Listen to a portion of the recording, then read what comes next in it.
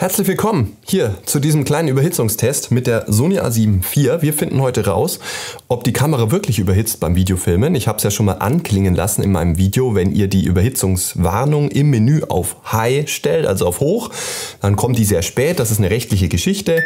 Wahrscheinlich hat jemand in Amerika wieder eine Klage gegen Sony gehabt, dass er sich an der Kamera verbrannt hat.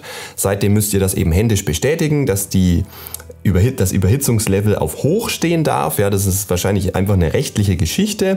Und jetzt hat mir eben Bit2Byte geschrieben, einen sehr, sehr langen Kommentar, dass er seine Kamera wieder zurückgesendet hat, weil sie eben unbrauchbar ist für seine Zwecke beim 4K-Videofilmen. Und ob das wirklich so ist, das finden wir heraus in diesem Video, beziehungsweise lasse ich einen entgegenstehenden Test laufen. Seid gespannt.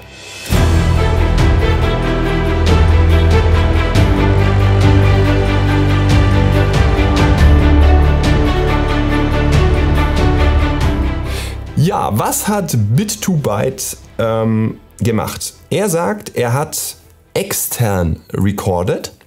Das ist schon mal der erste wichtige Punkt, denn auch ich habe bereits Klagen gehört, wenn ihr einen externen Rekorder auf die Kamera draufpackt, wie zum Beispiel einen Atomos Ninja 5 und über HDMI das 4K-Video ausschleift, dass die Kamera überhitzt.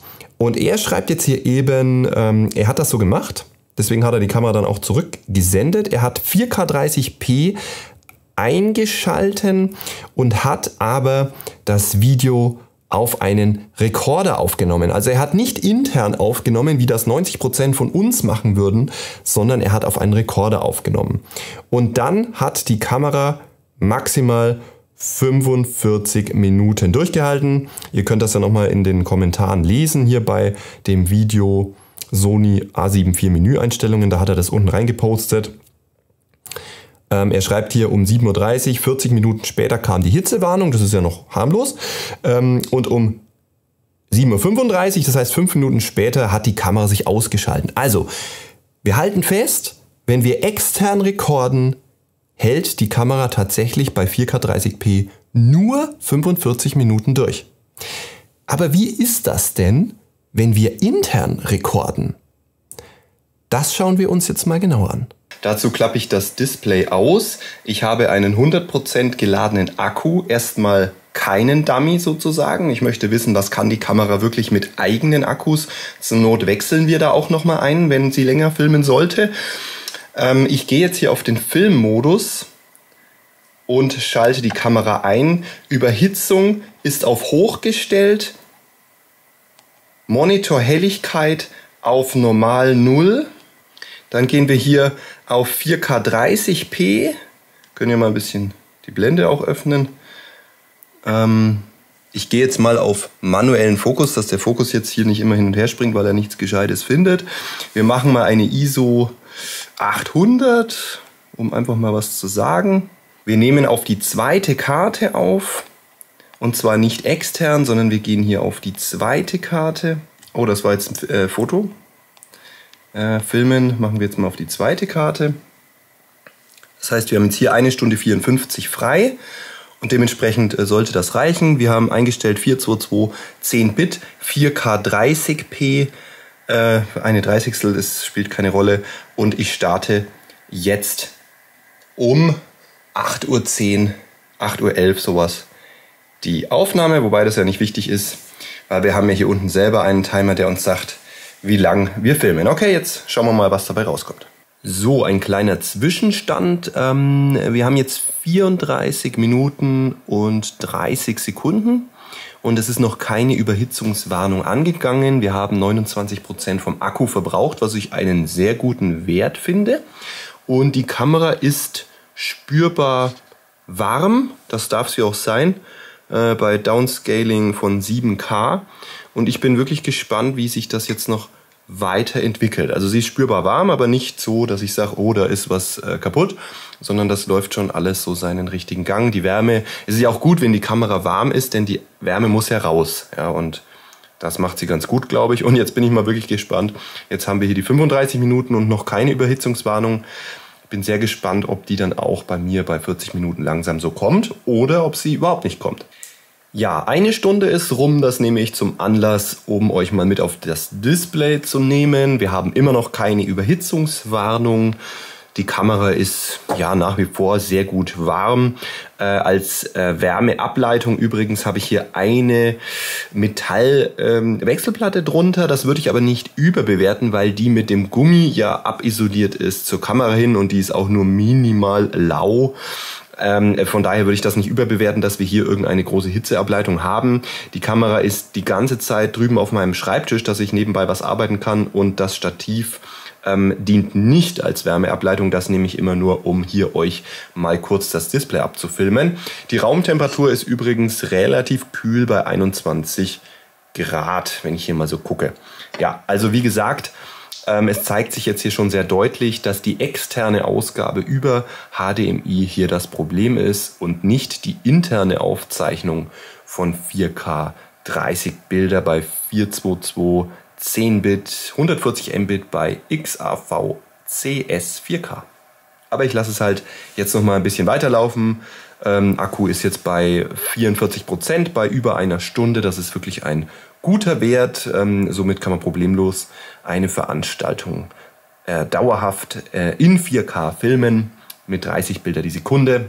Okidoki, wir kommen zum Finale. Ihr seht, wir bekommen die A7 IV nicht überhitzt mit dem, was ich eingestellt habe. Wir sind jetzt schon bei 1 Stunde 36 Minuten nonstop 4K 30p mit 10-Bit 422 interner Aufnahme, interner Akku. Wir sind bei 8% Akku, das heißt, wir können weit über 1,5 Stunden am Stück mit einem Akku filmen. Er ist jetzt auf 7% abgesackt. Wir haben noch 17 Minuten frei auf der SD-Karte, und ich würde sagen, ich breche das Experiment jetzt ab. Wir bekommen die Kamera nicht zum Überhitzen. Jedenfalls hier in dieser Raumtemperatur nicht. Wie das dann natürlich bei 40 Grad Außentemperatur ist wieder eine andere Geschichte. Aber hey, wer filmt denn bitte 2 Stunden am Stück bei 40 Grad Außentemperatur? Das ist ja wirklich jetzt, was ich jetzt hier mache, zielt ja eher auf Veranstaltungen ab, die meistens in Innenräumen stattfinden. So wie ich das jetzt gerade mache, würde sowieso kein Mensch filmen, seitdem man filmt wirklich eine längere Veranstaltung. Also ansonsten filmt man ja immer Szene für Szene und macht auch immer mal wieder Stopp, sodass die Kamera auch nachkommt mit dem Abkühlen. Und was wir jetzt hier gemacht haben, war schon jetzt sehr extrem, und von daher würde ich das jetzt mal abbrechen. Ich zeige euch noch die Karte, die ich dazu verwendet habe. Wir sind jetzt hier bei 6% Akku. Er schreibt jetzt hier auch eine ganze Zeit lang, okay, jetzt ist er fertig. Und ich würde jetzt mal die Kamera abschalten und euch nochmal die SD-Karte zeigen. Wir haben jetzt hier auf den zweiten Slot aufgezeichnet mit dieser ganz normalen Standardkarte von SanDisk mit diesen 170 MB die Sekunde, was sie ja eigentlich nur bringt, wenn wir die Daten auf den PC schreiben. Dementsprechend bringt sie, glaube ich, 100 MB die Sekunde im normalen Zustand. Das reicht aber für 4K 30p 10-Bit Farbtiefe problemlos aus, und ja, so sieht's aus. Okay, also nun doch, eigentlich habe ich es nicht vorgehabt, aber ich mache es jetzt trotzdem. 4K 60p Test. Die SD-Karte ist formatiert. Wir haben einen frischen Akku mit 100%. Die Kamera ist absolut abgekühlt, jetzt nach einigen Stunden. Filmeinstellungen, ich lasse XAV CS 4K, gehe auf die Filmeinstellungen und mache 60p.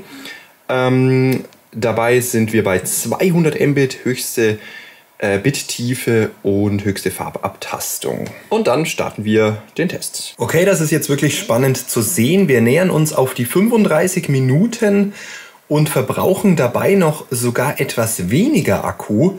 Normalerweise müsste man ja jetzt davon ausgehen, dass wir mit doppelter Framezahl die doppelte Wärme haben und den doppelten Akkuverbrauch. Aber was wir sehen ist, dass wir sogar 2 oder 3% weniger Akku verbraucht haben als vorhin bei 4K 30p. Das liegt ganz einfach daran, dass die Kamera sich hier den Trick zunutze macht, dass sie eben nicht von 7K einen ganzen Vollformatsensor downscalen muss, sondern dass hier unten eben nur der Super 35 Bereich des Sensors ausgelesen wird. Das heißt, die Kamera ist jetzt sozusagen in einem APS-C-Modus. Das heißt, es wird nur ein kleinerer Bereich vom Sensor ausgelesen. Das heißt, wir sind etwas rangekroppt jetzt in dem Moment, 1,5-fach. Das kann sehr schön sein, wenn ihr mit dem Tele unterwegs seid.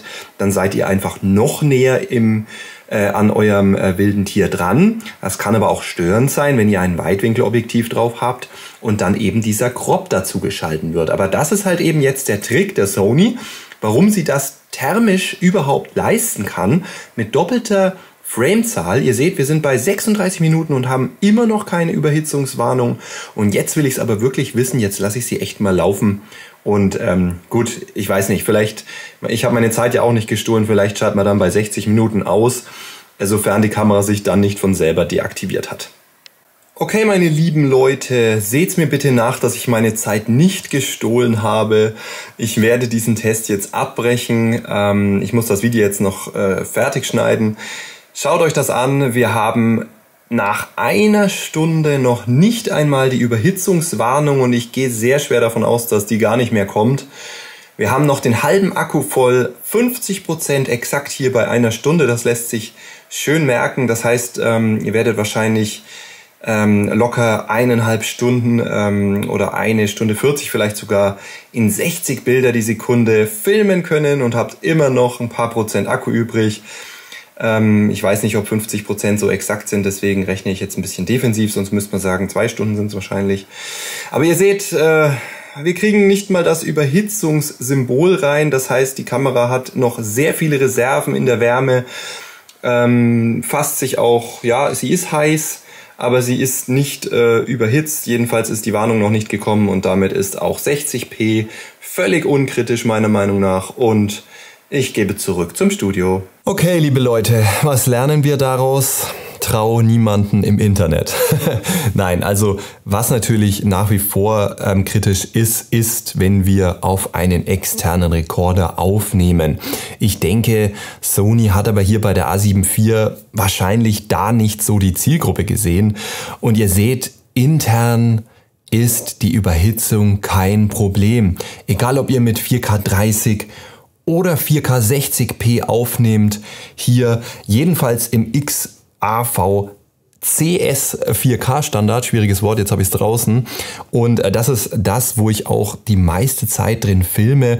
Ich meine, klar, ich habe jetzt die ganz hohe Bittiefe nicht ausprobiert, aber ich selber filme immer 4:2 10-Bit in diesem Standard, von daher ich kann ja irgendwann bei Gelegenheit den anderen auch nochmal ausprobieren, den anderen Standard. Aber Fakt ist, in dem, was wir hier sehen, bringen wir die Kamera nicht zum Überhitzen. Obwohl der Raum mittlerweile schon 1 Grad mehr hat und obwohl wir jetzt hier eben auch die 60p Version ausprobiert haben. Und ich habe im deutschsprachigen YouTube schon so viel Blabla darüber gesehen und niemand hat das mal wirklich ernsthaft getestet.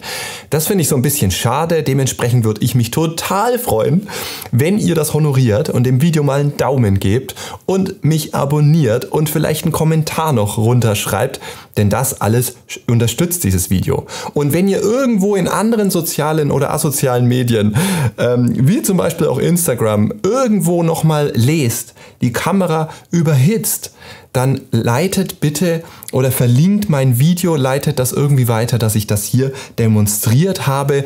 Denn was mich wahnsinnig aufregt ist, wenn irgendwie so schnell geschrieene Falschinformationen im Netz rumlauern. Und das war jetzt eben der Ausschlag auch, warum ich mich hingesetzt habe und gesagt habe, ich muss das jetzt nochmal selber überprüfen. Weil es kann nicht sein, dass so viele Leute schon wieder schreien, die Kamera überhitzt. Und ganz ehrlich, mein Gefühl hat mir recht gegeben. Ich habe mir gleich gedacht, das kann eigentlich nicht sein. Wie gesagt, extern, das kann man kritisieren. Ich rede mich da leicht, weil ich das selten nutze, dass ich extern aufzeichne und dann vor allem schon nicht so lange am Stück. Also das ist ja nochmal das nächste Thema. Niemand filmt ja so lange am Stück, sei denn man will wirklich nur eine Veranstaltung filmen. Und ich muss ganz ehrlich sagen, wenn ich die Kamera öfter mal auf Pause drücke, was ja normal ist, weil man filmt mal da den Wasserfall in Zeitlupe, dann filmt man mal da die Person, die läuft da und man macht ja jedes Mal Pause dazwischen. So ist es in Hollywood übrigens auch. Die stellen ja da nicht die Kamera hin, lassen die 2 Stunden durchorgeln. Ja, also ich brauche es nicht, dieses am Stück extern ausgeben. Ich kann es aber verstehen, wenn es welche gibt, die das brauchen, dass sie davon genervt sind. Die müssen halt dann die A7S III kaufen. Wie gesagt, bitte merkt euch diesen Satz. Wir haben die Kamera nicht zum Überhitzen gebracht. Das Überhitzen dieser Kamera ist völlig unkritisch. Es ist die Warnung nicht gekommen. Wir haben vor allem bei 4K30 haben wir ja weit über 1,5 Stunden die laufen lassen, bis ich dann gesagt habe, gut, jetzt ist der Akku langsam mal leer. Ich gehe schwer davon aus, wenn ich jetzt den großen Akku mit einem Dummy hingehangen hätte, wäre es sogar noch besser gewesen, weil der Akku an sich ja auch warm wird. Der Dummy wird nicht warm. Dementsprechend wäre es noch besser gewesen. Ich hätte den Dummy genommen mit einem großen Akku, dann hätten wir es wahrscheinlich 3 Stunden mit 4K laufen lassen können. Dann hätte ich eine größere SD-Karte gebraucht. Lange Rede, kurzer Sinn, unter dem Strich. Vielen Dank für eure Unterstützung, dass ihr das Video bis jetzt angeschaut habt. Ich hoffe, die nächsten Videos werden mal ein bisschen ruhiger, mit weniger Geschrei. Dieses funktioniert nicht und jenes funktioniert nicht und wir können uns alle mal wieder so ein bisschen entspannen. Dementsprechend eine friedliche Zeit euch da draußen. Bis zum nächsten Mal wieder. Ciao.